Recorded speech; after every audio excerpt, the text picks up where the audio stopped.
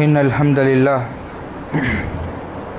لله نحمده ونستعينه ونستغفره ونعوذ بالله من شرور أنفسنا ومن سيئات أعمالنا من يهده الله فلا مضل له ومن يضلله فلا هادي له وأشهد أن لا إله إلا الله وحده لا شريك له وأشهد أن محمدا عبده ورسوله أما بعد فإن خير الحديث كتاب الله وخير الهدي هدي محمد صلى الله عليه وسلم وشر الأمور محدثاتها وكل محدثة بدعة وكل بدعة ضلالة وكل ضلالة في النار.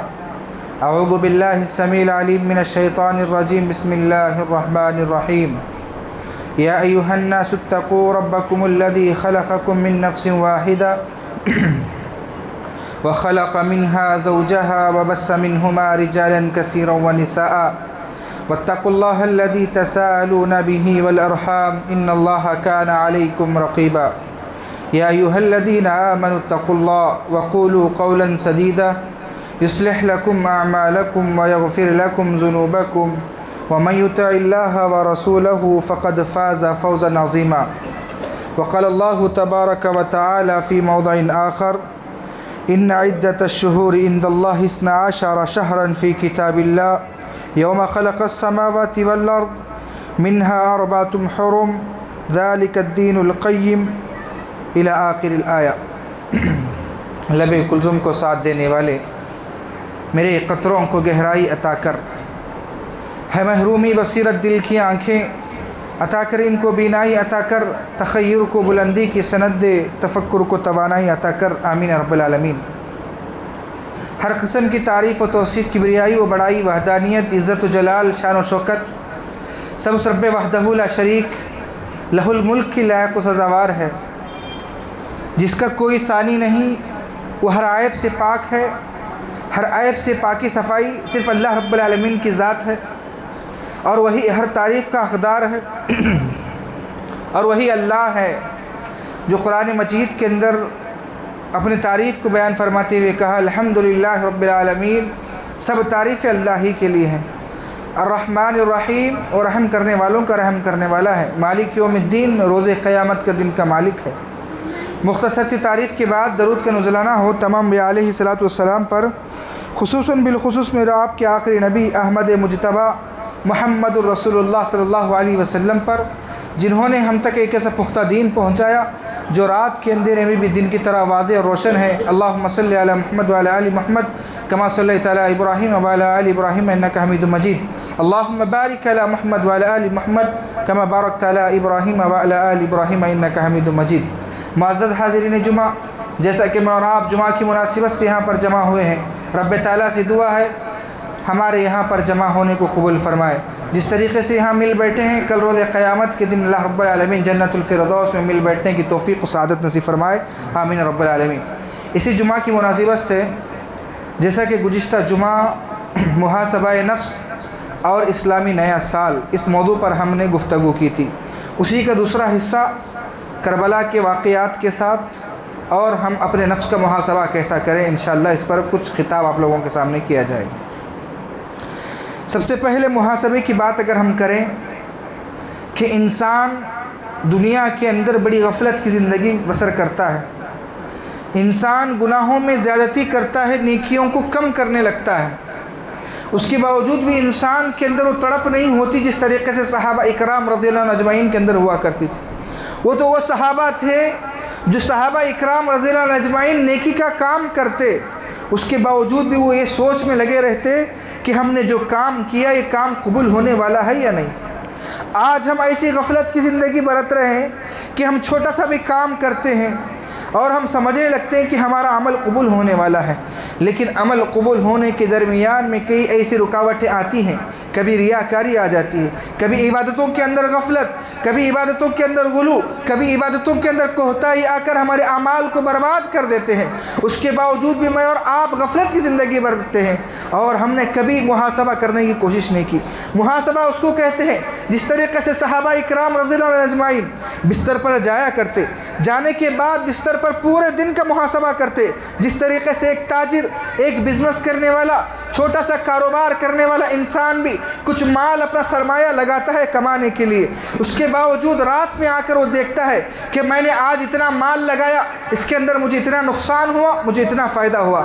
ایک اچھا مومن، ایک سچا مومن، محاسبہ کرنے والا مومن وہ ہے جو اپنے زندگی کے اندر کم سے کم دن میں ایک مرتبہ محاسبہ کرے، آج کے دن میں نے صبح سے لے کر شام تک کتنے گناہ کیے، کتنے نیکی کیے، اور مجھے اب کل کی زندگی کیسے گزارنا ہے۔ جو غفلت والی زندگی میں نے آج گزاری، کل غفلت نہیں ہونی چاہیے۔ آج جو میں نے گناہ کیا وہ کل ہونا نہیں چاہیے۔ آج جس کے ساتھ میں نے دھوکہ دڑی کی، جس کو میں نے تکلیف دیا، انشاءاللہ اللہ کی ذات پر بھروسہ ہے اللہ مجھے ہدایت دے گا، مجھے توفیق دے گا، مجھے سدھرنے کا موقع دے گا۔ کل صبح میں اٹھوں گا اور اللہ رب العالمین سے سچی توبہ کر کے کل کی زندگی بہتر کروں گا۔ یہ محاسبہ ہے۔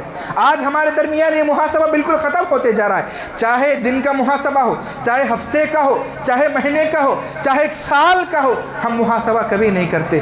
آج اپنی زندگی کے اندر ہم خود یہاں پر بیٹھے ذرا دیکھیں کہ کسی کی عمر 20 سال، کسی کی 30، کسی کی 40، کسی کی 50، کسی کی 60 سال عمر ہے، وہ دیکھیں کہ ہم نے کوئی ایسا دن مقرر کیا ہو، چاہے اتنے سالوں کے اندر کون سا وہ دن ہے جس کے اندر میں اور آپ نے رات کی تاریکی میں بیٹھ کر اللہ رب العالمین سے اپنے گناہوں کا تذکرہ کر کے، اپنے گناہوں کے نام لے کر اپنی زندگی کو سدھارنے کے غرض سے صحیح معنوں میں توبہ استغفار کیا۔ افسوس کا مقام ہے، ہمارے پاس محاسبہ نہیں۔ ذرا سوچیں، اپنے دل کے اندر اللہ کا ڈر کو پیدا کریں اور اپنے عقل و ذہن کے اندر آخرت کی فکر کو لائیں۔ ہم بڑی غفلت والی زندگی گزارتے ہیں، بے نمازی والی زندگی گزارتے ہیں۔ ذرا سوچیں، جب تم اکیلے کمرے میں رہ کر اپنے کمرے کا دروازہ بند کر کے جب تم سو جاؤ گے، سو جانے کے بعد کہیں ایسا نہ ہو کہ تمہاری جو رات میں آنکھیں بند ہوئی آنکھیں سیدھے تمہاری آنکھیں خبر میں کھلیں۔ ایسا ہو سکتا ہے، اس سے پہلے کہ تم نماز کی پابندی کر لو۔ تم دوسروں کو دھوکہ دیتے ہو، کہیں ایسا نہ ہو کہ تمہیں دنیا کے دھوکے نے تمہیں دھوکے میں ڈال کر سیدھے تمہیں قبر کے اندر اٹھا کر پوچھا جائے کہ تم یہاں پر آئے ہو، ذرا بتاؤ تمہارا رب کون ہے، تمہیں جواب نہ معلوم ہو۔ اس سے پہلے تم آخرت کی تیاری کر لو۔ معزز سامعین و سامعات، کہنے کا مقصد یہ ہے کہ ہر نیا سال ہمیں یہ چیلنج دیتا ہے، ہر نیا سال ہمیں اس کا سبق دیتا ہے کہ آنے والی زندگی کو بہترین بنایا جائے، کیونکہ آنے والی زندگی اللہ رب العالمین کی جانب سے ایک نعمت ہے کہ بطور نعمت ہم کو اس کے شکر بجانے کے اور ساتھ میں اللہ رب العالمین کی عبادت، اللہ رب العالمین کی قربت کے ساتھ اپنی زندگیوں کو سدھارنا چاہیے۔ وہی پچھلی زندگی، وہی رفتار بے ڈھنگی جو پہلے تھی سو اب بھی ہے، وہی زندگی اگر میں اور آپ گزاریں گے، ہماری زندگی کا کوئی مقصد نہیں۔ ہماری زندگی کا مقصد وہی ہے کہ آنے والا کل، آنے والا مہینہ، آنے والا سال ہمیں ہر ایک چیلنج دیتا ہے کہ ہم اپنی زندگی کو سدھاریں۔ اگر میں اور آپ تب بھی نہیں سدھرتے تو ہم سے بڑا پاگل انسان کوئی نہیں ہے کہ موقع ملنے کے باوجود بھی ہم نہ سدھر سکیں۔ اللہ رب العالمین نے قرآن مجید کے اندر فرمایا، یا ایھا الذین آمنوا اتقوا اللہ ولتنظر نفس ما قدمت لغد اتقوا اللہ ان اللہ خبیر بما تعملون۔ اے ایمان والو، اپنے دل کے اندر اللہ کے ڈر کو پیدا کرو اور تم جانو کہ تم دیکھو کہ تم محاسبہ کرو، تم حساب کرو کہ تم نے کل کے لیے کیا تیاری کی، کل کے لیے تم نے کیا تیاری کی ہے، یعنی کہ روز قیامت کے بارے میں، مرنے کے بعد کی زندگی کے بارے میں تم نے کیا تیاری کی۔ کیا تمہارے پاس وہ توشہ موجود ہے کہ تم بڑے فخر کے ساتھ وہاں پر جاؤ، فرشتوں کے سوال کے جواب دے دو، تم جنت میں چلے جاؤ؟ تم ذرا سوچو کہ تم اپنے اندر جھانک کے دیکھو، آئینے کے سامنے کھڑو، اپنے چہرے کو دیکھو کہ وہ چہرہ جو گناہوں میں ملوث تھا، وہ چہرہ جو گناہوں کے اندر ڈوبا ہوا تھا، اس کے پاس کون سی ایسی نیکی ہے جو اللہ رب العالمین کو خوش کر سکے؟ نہیں ہے ہمارے پاس کوئی نیکی۔ ہم نماز پڑھتے ہیں ریاکاری کے لیے، ہم صدقہ و خیرات کرتے ہیں نام روشی کے لیے، ہم عبادتیں کرتے ہیں واہوائی کے لیے، ہم اللہ رب العالمین کو خوش کرنے کے لیے کون سی عبادت کی ہے ذرا بتائیں۔ اگر میں اور آپ کیے ہیں، ان عبادتوں کی حفاظت کیجئے، ان عبادتوں کی حفاظت کیجئے، اللہ رب العالمین کے حضور آ کر ان عبادتوں کی قبولیت کے لیے دعا کیجئے۔ یہ تھا محاسبہ نفس، اپنے نفس کو محاسبہ کرنا، یعنی کہ اپنے نفس کو کنٹرول کر کے حساب کرنا اور آگے کی زندگی کو بہتر بنانا۔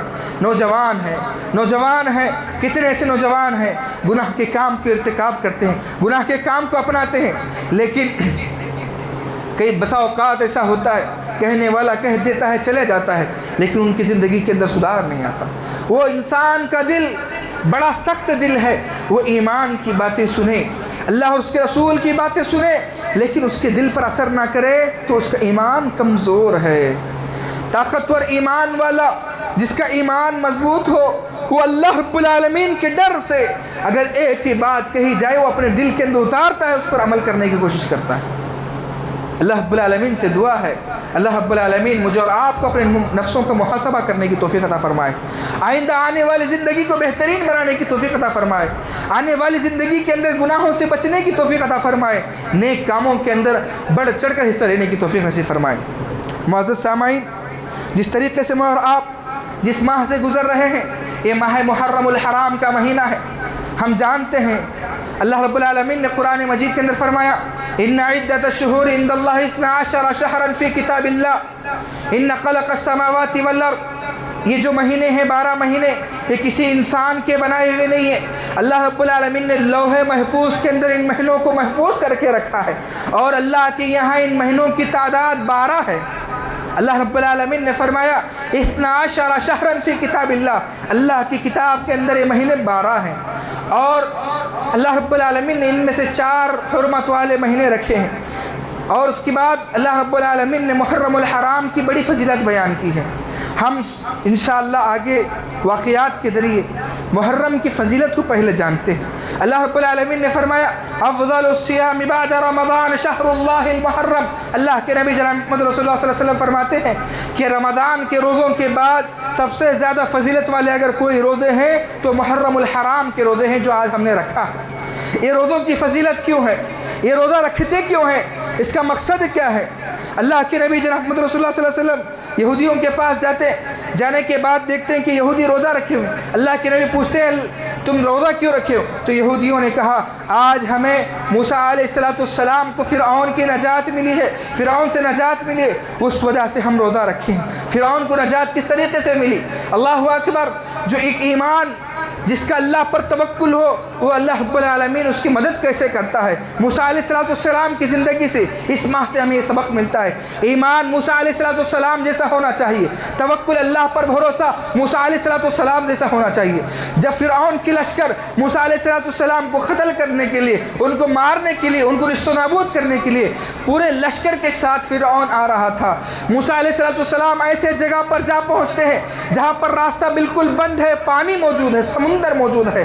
اللہ اکبر. موسیٰ علیہ السلام گھبراتے نہیں، ڈرتے نہیں. موسیٰ علیہ السلام اللہ رب العالمین کے آسمان کی طرف نگاہوں کو اٹھاتے ہیں اور کہتے ہیں اللہ میرے سامنے راستے بند ہیں، راستے نکالنے والا تو ہے. اللہ رب العالمین موسیٰ علیہ السلام کو حکم دیتا ہے کہ لاٹھی کو پانی میں مارا جائے. موسیٰ علیہ السلام جس طریقے سے لاٹھی کو پانی میں مارتے ہیں وہ پانی راستہ بن جاتا ہے. موسیٰ علیہ السلام وہاں سے نکل جاتے ہیں. فرعون جب راستے کے قریب آتا ہے فرعون سوچتا ہے کہ یہ تو راستہ بالکل صاف ہے، وہاں سے جانے لگتا ہے. جانے کے بعد جب بالکل بیچ میں چلا جاتا ہے، راستے کے بیچ میں چلا جاتا ہے، اللہ رب العالمین راستے کو حکم دیتا ہے کہ تو پانی بن جا. اللہ اکبر. اللہ رب العالمین کی شان کیسی ہے. اللہ رب العالمین اس راستے کو پانی بنا دیتا ہے، سمندر بنا دیتا ہے. تب فرعون ڈوب جاتا ہے. جب ڈوب جاتا ہے ڈوبنے کے بعد اس کی سانسیں پھولنے لگتی ہے. فرعون جب سمجھتا ہے کہ میرا آج کام تمام ہونے والا ہے، اب مجھے بچانے والا کوئی نہیں ہے، اب میرا کوئی سہارا نہیں ہے، یہ میرے دعوے سارے جھوٹے ہیں، جو میں رب ہونے کے دعوے کرتا تھا یہ دعوے سارے جھوٹ ہیں، اب میرا کام کوئی آنے والا نہیں، اب میرا مددگار کوئی نہیں ہے.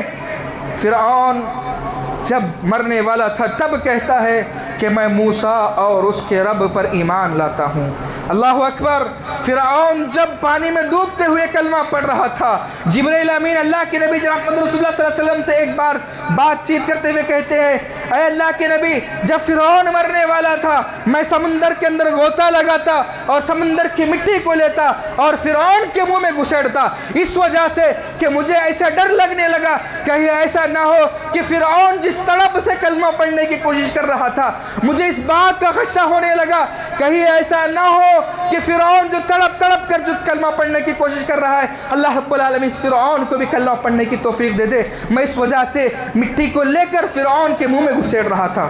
انا ربکم الاعلی دعویٰ کرنے والا مر جاتا ہے اس خوشی کے اندر فرعون جو مر جاتا ہے اس خوشی کے اندر یہودی جو ہے موسیٰ علیہ السلام کو جو ہے آزادی کے تحت جو ہے یہودی روزہ رکھتے ہیں۔ اللہ کے نبی نے کہا میں موسیٰ کا زیادہ حقدار ہوں، میں موسیٰ کا زیادہ حقدار ہوں، اس روزے کو ہم بھی رکھتے ہیں، اگر میں آئندہ سال زندہ رہا تو میں 2 روزے رکھوں گا، کیونکہ مجھے یہودیوں کی مخالفت کرنا ہے۔ آج ہمارے نوجوان غیروں کے کلچر کو اپنا کر اپنے اسلام کو برباد کرتے ہیں، اپنے اسلام کو برباد کرتے ہیں، غیروں کا کلچر، غیروں کا لباس، غیروں کا طور طریقہ اپنے مذہب کے اندر اپنا کر اسلام کو بدنام کرتے ہیں۔ نبی تو وہ تھے، اللہ کے نبی جناب محمد رسول اللہ صلی اللہ علیہ وسلم کو یہ بھی پسند نہیں تھا کہ ہم روزے بھی یہودیوں کی طرح رکھیں۔ اللہ کے نبی نے کہا اگر میں دوسرا آئندہ سال زندہ رہا تو میں 2 روزے رکھوں گا، 9 محرم کو 10 محرم کو، کیونکہ میں چاہتا ہوں کہ اس کے اندر بھی یہودیوں کی مخالفت کی جائے۔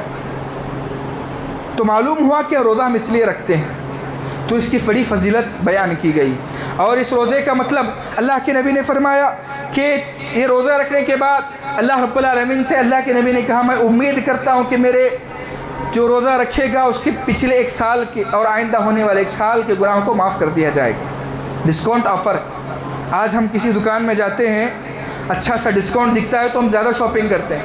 یہاں پر اللہ رب العالمین اپنے بندوں سے اتنی محبت کرتا ہے، اتنی محبت کرتا ہے، اپنی رحمتوں کی بارش نازل کرتا ہے، جس طریقے سے اللہ رب العالمین گنہگار بندوں کو، ہم دیکھیں کہ ہم کتنے بڑے گنہگار ہیں، ہم لاچار مجبور ہیں، ہمارے پاس کوئی حیثیت نہیں، ہماری کوئی اوقات نہیں ہے، ہم اتنے گناہ کیے ہیں، لیکن وہ رب العالمین جو رحم کرنے والوں کا رحم کرنے والا ہے، جو غفار الذنوب ہے، جو گناہوں کو معاف کرنے والا ہے، وہ رب بار بار ایسے موقع عطا کرتا ہے تاکہ میرے بندے جو گناہ بھی کرتے ہیں، توبہ بھی کرتے ہیں، اس کے بعد ایسے روزے رکھ کر وہ جو ہے اپنے گناہوں کو معاف کروا لے۔ یہ محرم کی فضیلت ہے میرے بھائیوں، یہ محرم کی فضیلت اور نیکیوں کی بات تھی، لیکن ہمارے معاشرے کے اندر ایک ایسا بڑا طبقہ ہے جو ہر مہینے کو ہر بدعت کے ساتھ جوڑ کر اس محرم کا ہو، چاہے رجب کا ہو، چاہے شعبان کا ہو، سال کے 12 مہینے ان کا کام ہے بدعت کرنا۔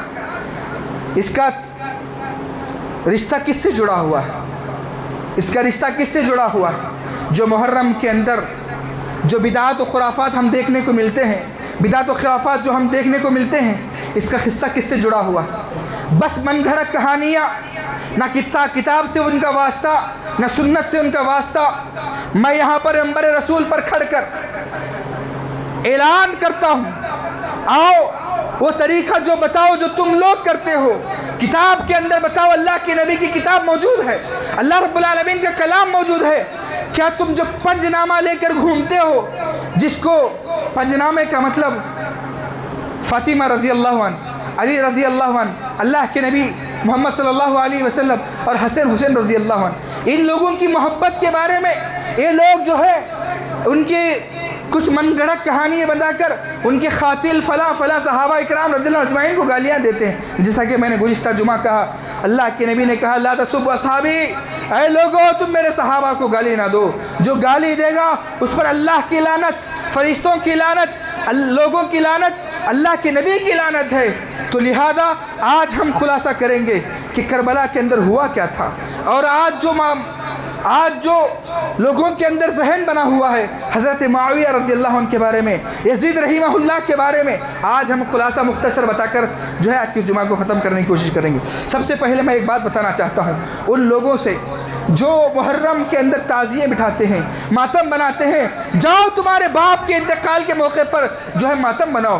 تاریخ اٹھا کر دیکھیں، آج کے دن حسین رضی اللہ عنہ کی شہادت کا دن ہے، آج حسین رضی اللہ عنہ کی شہادت کا دن ہے، آج کے دن لوگ ماتم مناتے ہیں۔ اسلامی شریعت کے اندر اللہ کے نبی جناب محمد رسول اللہ صلی اللہ علیہ وسلم کی زندگی کے اندر ان کی اہلیہ خدیجہ الکبریٰ رضی اللہ عنہ کا انتقال ہوا، ان کے چچا حمزہ رضی اللہ عنہ کا انتقال ہوا، ایسے بہت سارے صحابہ رضی اللہ اجمعین کا انتقال ہوا، لیکن اللہ کے نبی نے کسی کے انتقال کے موقع پر اللہ کے نبی نے تعزیہ بٹھائے، اللہ کے نبی نے ماتم بنایا۔ اللہ کے نبی نے کہا وہ ہم میں سے نہیں ہے، وہ ہم میں سے نہیں ہے کسی کے انتقال کے موقع پر سینے کو پیٹے اور چلا کر روئے اور رب العالمین کو گالی گلوچ کرے۔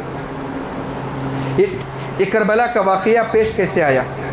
اس کے لیے مجھے اور آپ کو سب سے پہلے عثمان رضی اللہ عنہ کی شہادت کو سمجھنا ہے۔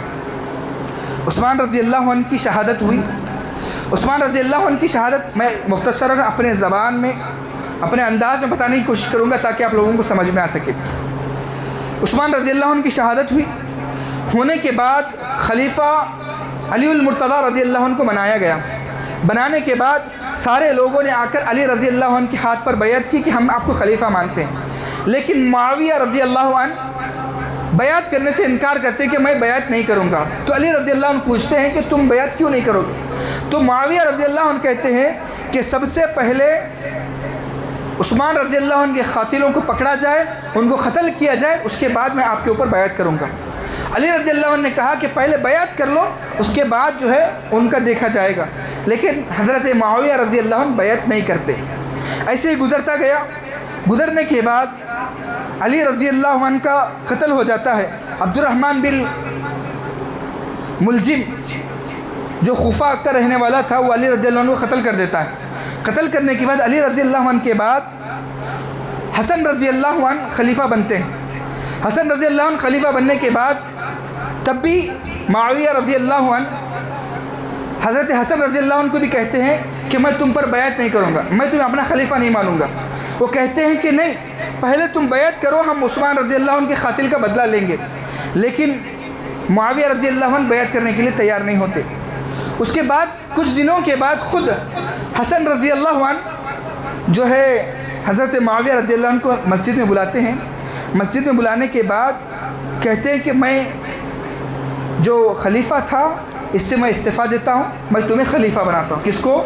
معاویہ رضی اللہ عنہ کو خود حسن رضی اللہ عنہ خلیفہ بناتے ہیں۔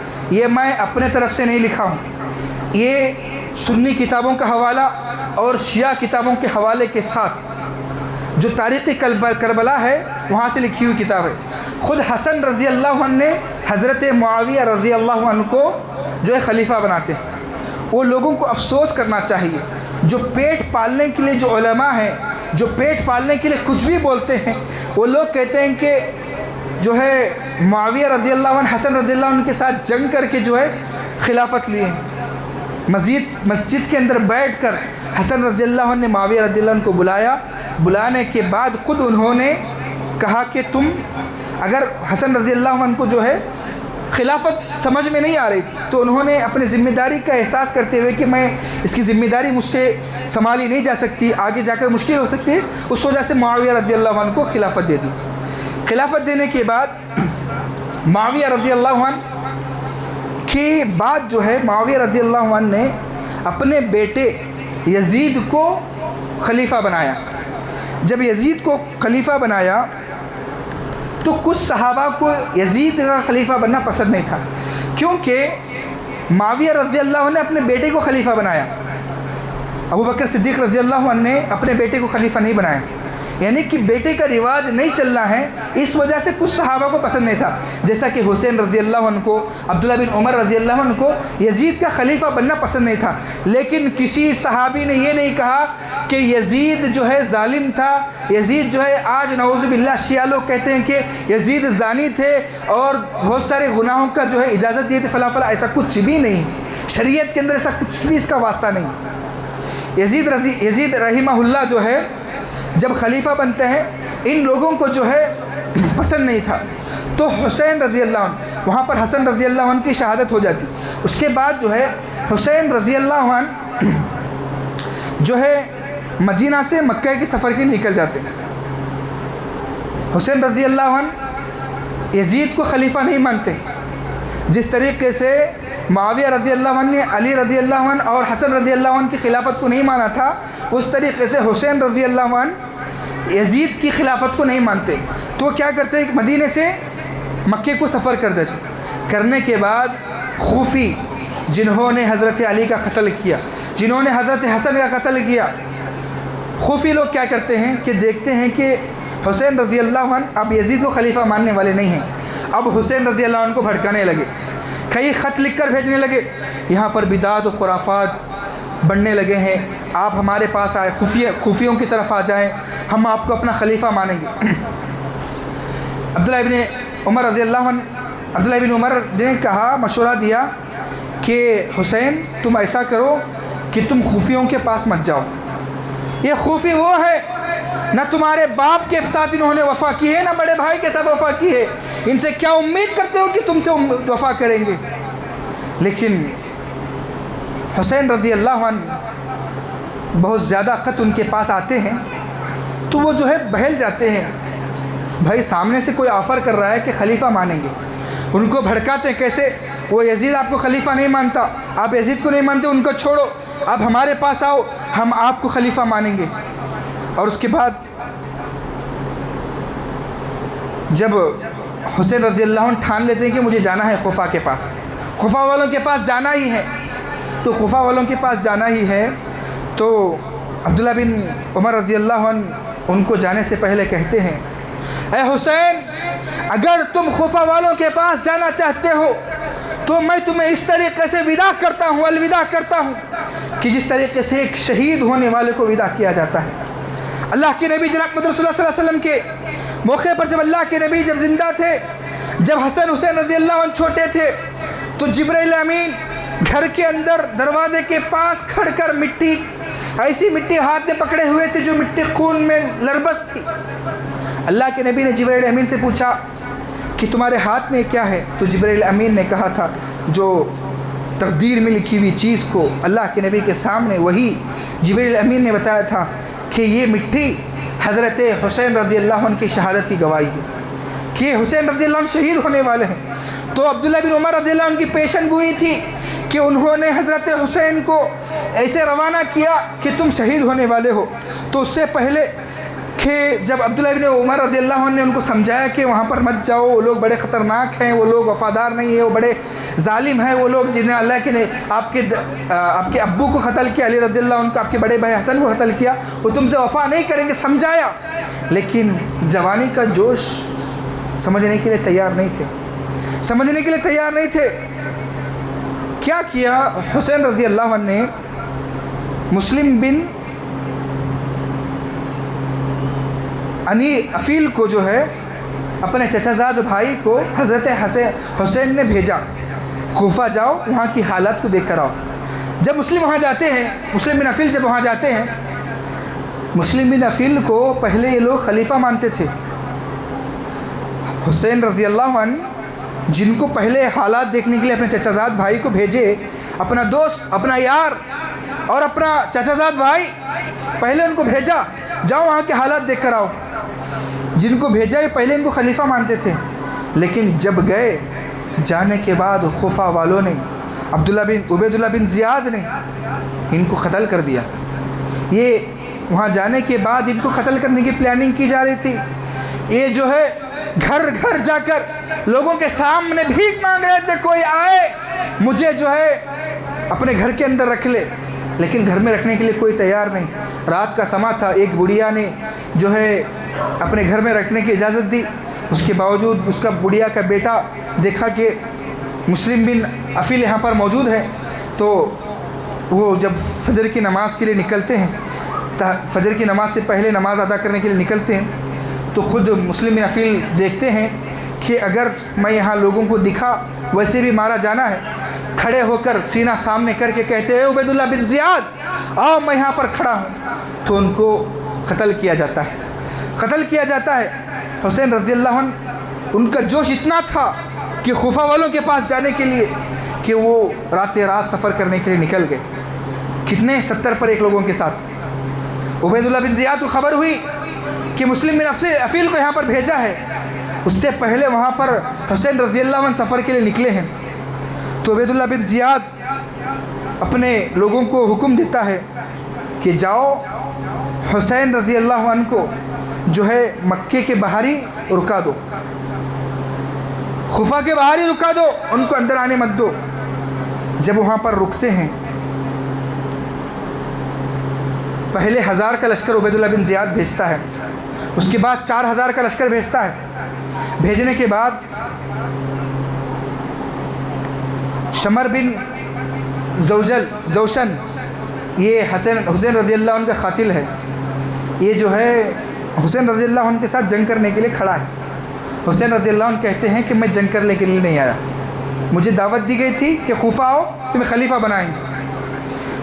تو اب سامنے جنگ کا ماحول ہے، 4000 لوگ، پہلے 1000 کو بھیجا، بعد میں 4000 کو بھیجا عبید اللہ بن زیاد نے، اب سامنے لشکر کھڑا ہے۔ تو حضرت حسین رضی اللہ عنہ نے کہا کہ میں جنگ کرنے کے لیے نہیں آیا ہوں، مجھے دمشق بھیج دو، میں وہاں پر جا کر یزید کو اپنا خلیفہ مان لوں گا، یا تو مدینہ جاؤں گا، یا تو مجھے کسی بارڈر پر چھوڑو، وہاں پر جنگ کروں گا، شہید ہو جاؤں گا۔ لیکن شمر بن جوشل نے اس بات کو، تینوں باتوں کو انکار کر دیا، نہیں۔ تو اس نے نعوذ باللہ حسین رضی اللہ عنہ کو قتل کر دیتا ہے۔ انا للہ و انا الیہ راجعون۔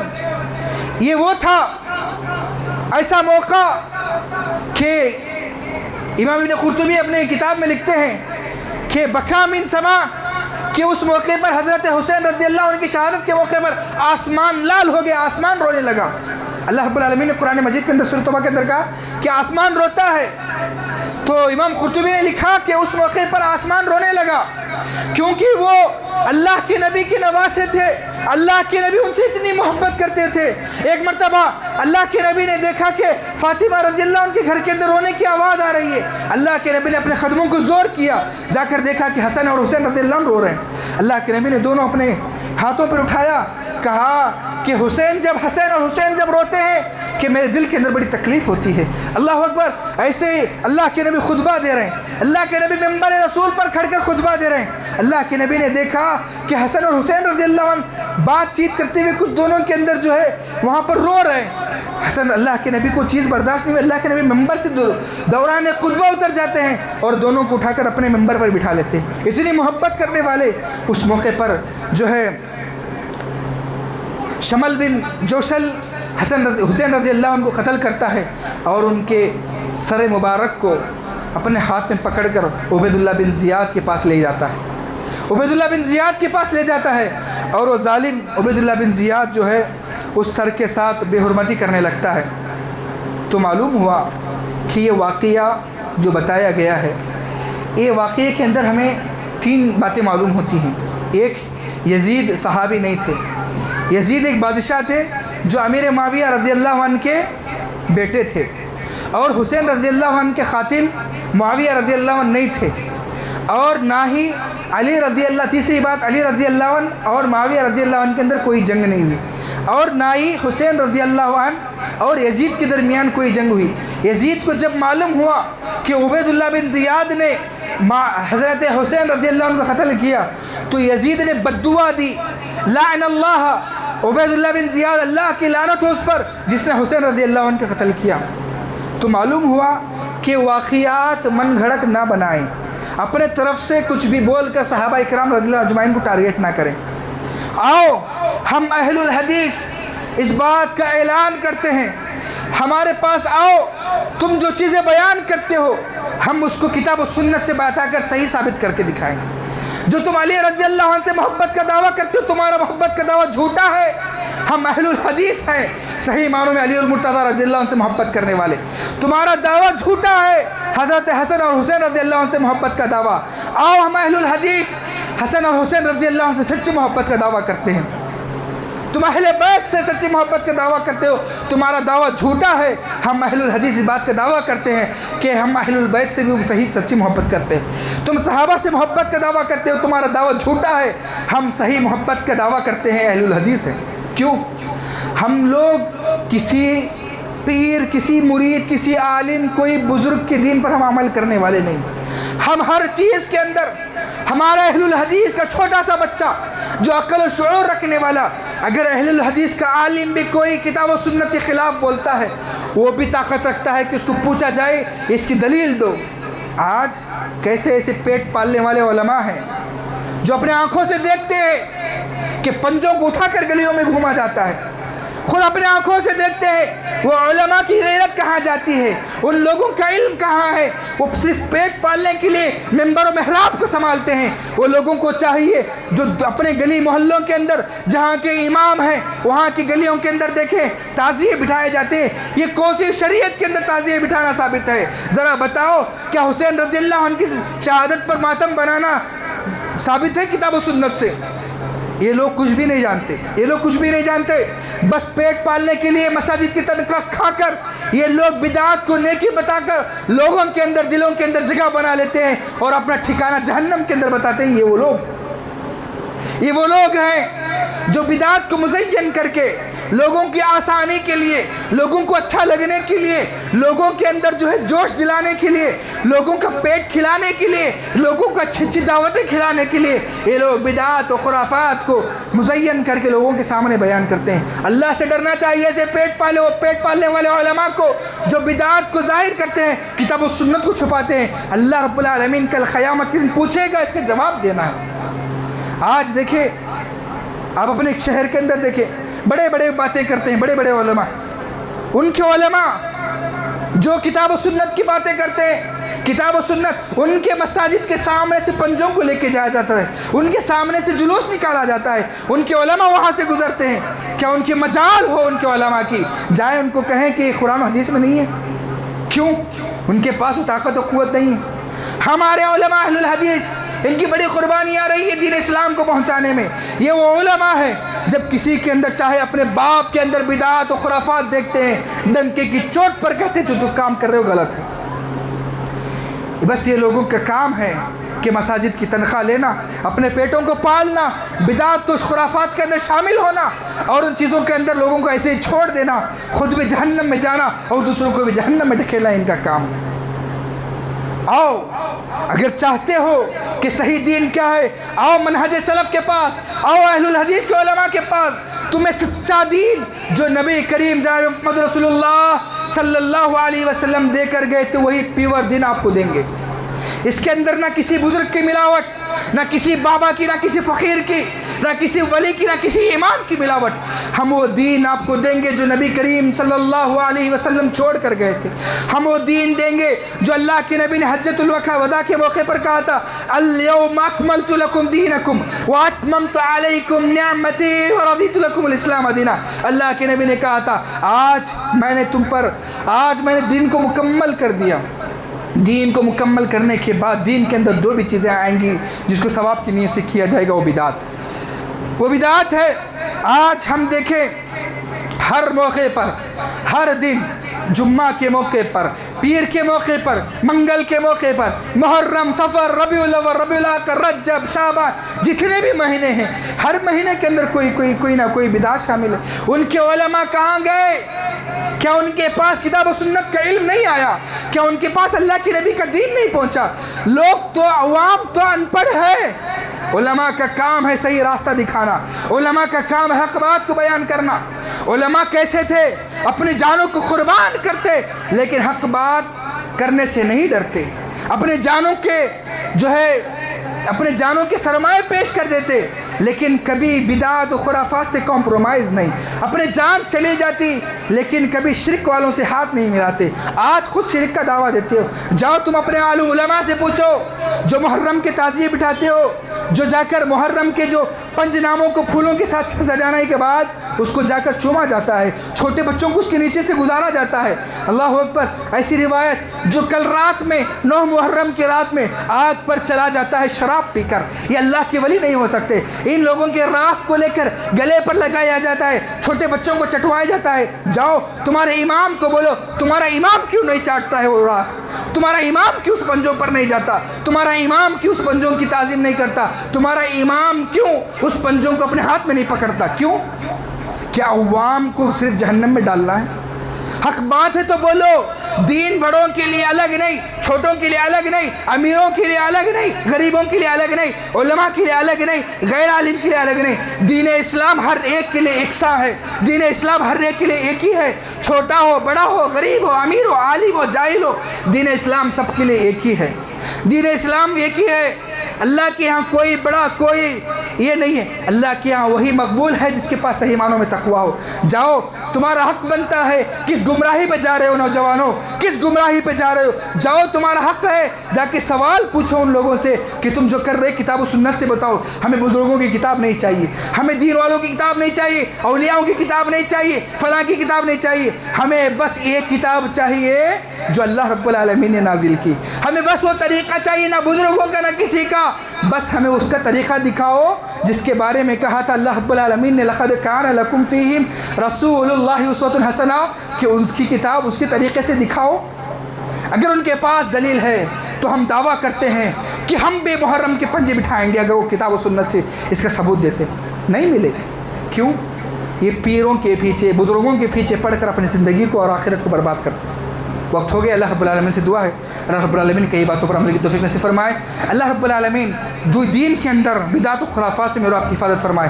اللہ رب العالمین وہ علماء کو، ان لوگوں کو جو شرک و بدعت کرتے ہیں، اللہ رب العالمین تجھ سے بھیک مانگتے ہیں، اے اللہ ان لوگوں کو جو ہے ہدایت نصیب فرما، اے اللہ ہدایت نصیب فرما، صحیح علم حاصل کرنے کی توفیق نصیب فرما، اے اللہ کتاب و سنت کا علم حاصل کرنے کی توفیق نصیب فرما، اے اللہ ہمیں گناہوں سے بچنے کی توفیق نصیب فرما، اے اللہ ہم بڑے مجبور ہیں، لاچار ہیں، اے اللہ بارش کی بڑی سخت ضرورت ہے۔